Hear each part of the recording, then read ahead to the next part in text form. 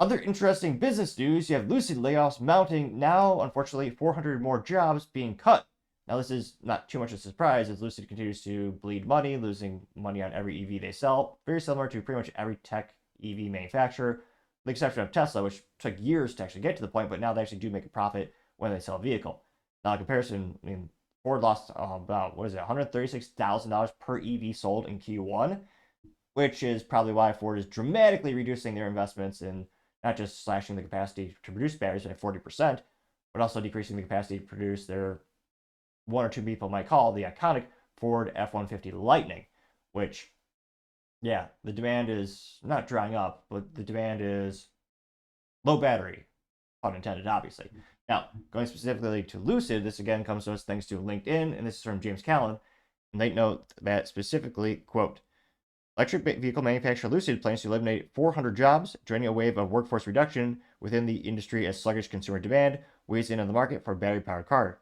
Lucid said that the jobs affected about 6% of the automaker's labor force and will be completed by the end of the third quarter. Bloomberg reports expects to record 21 million to 25 million in restructuring charges, mostly in the current quarter. Lucid, which reported a wider than expected loss first quarter, follows EV rivals Tesla and Rivian in reducing staff this year.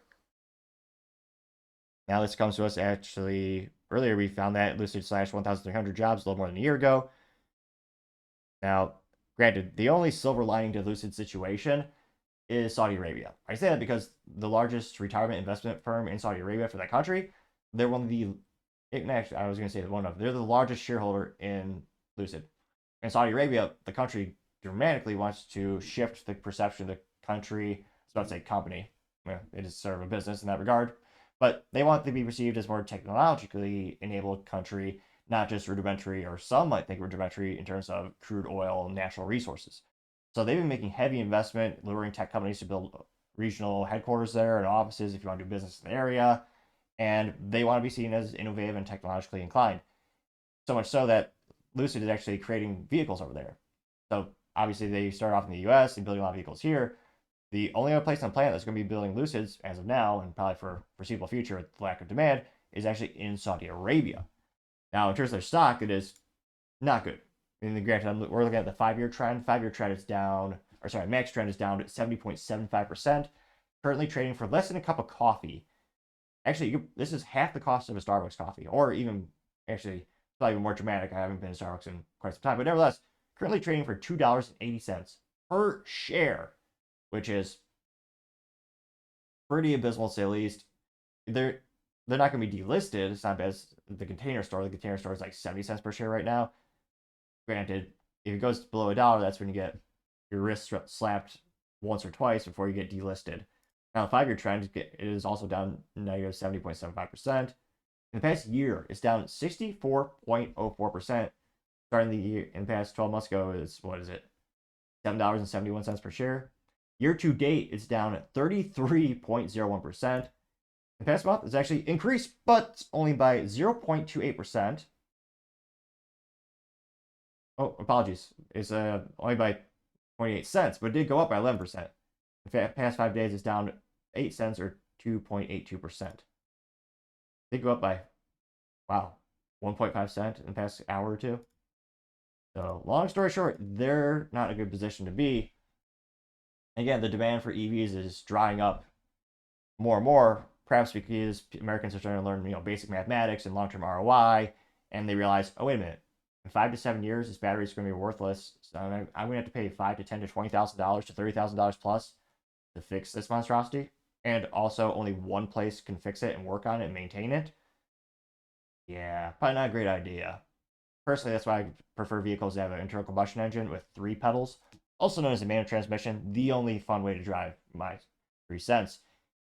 Every time you downshift into a corner, you just smell it ear to ear. I cannot emphasize this enough. If you've never driven a stick shift, go out and do it. You'll just be infinitely more happy than you are today. And yet, yeah, you don't get that kind of fun in an electric vehicle. And also with a stick shift and a internal combustion engine, if you buy a Japanese car, you're going to last well over a couple, 300, 400,000 miles. Yeah, but notice every time you see an article about, top 10 cars that hit 1,000,000 miles, they're usually Honda or Toyota, which is why I love my little Honda Civic Si. But let me know, have you ever seen a Lucid on the road? That's another fascinating thing. I seen one once. Now the caveat is it was in front of a Lucid display store, whatever you call it, the showroom, that fancy term. They don't have dealerships, they have showrooms, it's fancier. And why was I in that area? For a customer meeting in a very fluent area, and they have a Tesla showroom, and 3 or 4 spaces down, they have a Lucid showroom. And yeah, I saw a couple of those vehicles there. But I don't, again, anecdotally speaking, I don't know anyone who has a Lucid. I mean, I know people who have, everything from, Toyota Camrys, Corollas, Civics to Lamborghinis, Ferraris, and yeah, a couple Teslas as well. I think one of the guys is a Tesla Model Plaid Banana Falcon, the top trim level, whatever. And yet, I don't know a single person who has a Lucid. That's another good question to ask. Do you know anyone who has a Lucid vehicle, and do you think their sales are going to go up this year?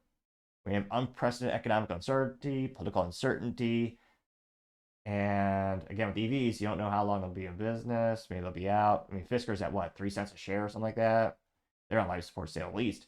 But as always, let me know in the comments. I would be fascinated to hear what you have to say.